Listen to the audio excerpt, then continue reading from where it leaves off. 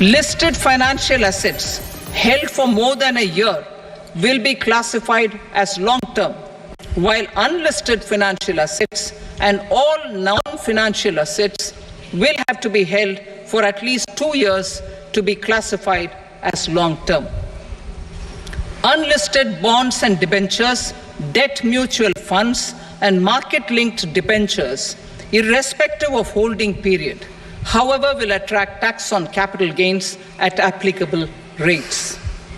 Taxpayer services.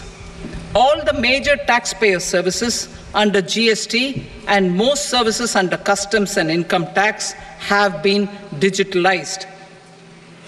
All remaining services of customs and income tax, including rectification and order giving effect to appellate orders, shall be digitalized and made paperless over the next 2 years.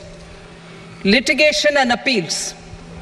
While our concerted efforts to reduce pendency of appeals at various appellate fora are beginning to show good results, it will continue to engage our highest attention. To dispose of the backlog of first appeals, I plan to deploy more officers to hear and decide such appeals, especially those with large tax effect.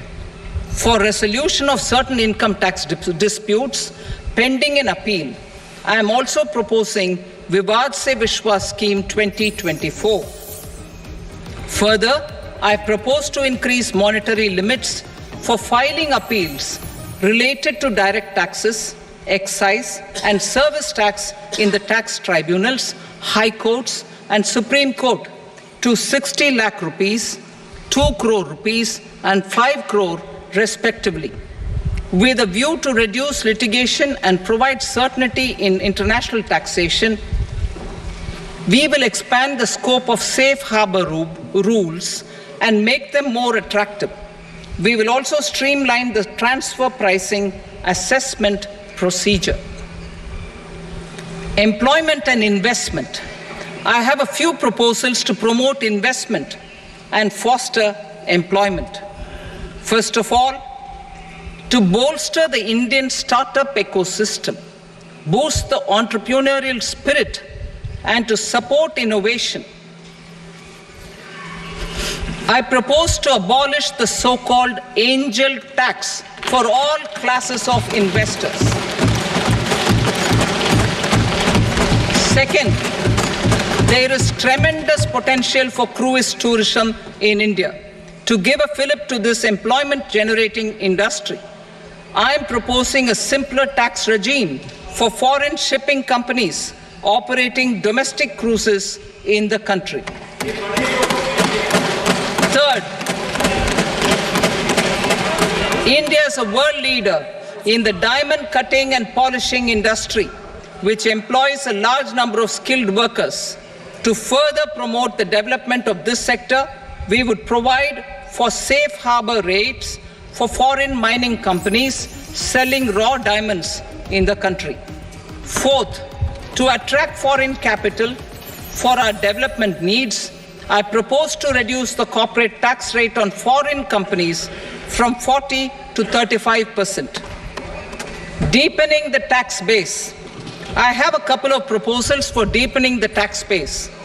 First, security transaction tax on futures and options of securities is proposed to be increased to 0.02% and 0.1% respectively.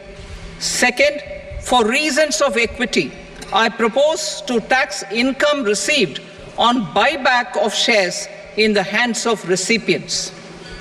Other proposals: to improve social security benefits, deduction of expenditure by employers towards NPS is proposed to be increased from 10 to 14% of the employee's salary.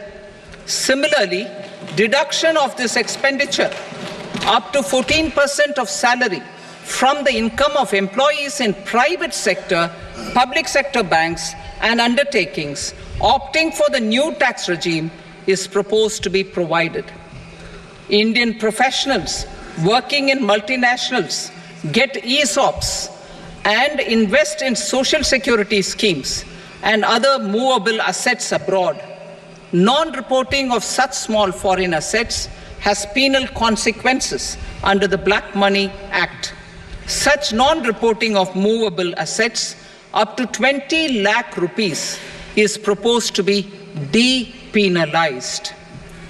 Other major proposals in the finance bill relate to withdrawal of equalization levy of 2%, expansion of tax benefits to certain funds and entities in IFSCs, and immunity from penalty and prosecution to Benamidar on full and true disclosure so as to improve conviction under the Benami Transaction Prohibition Act 1988.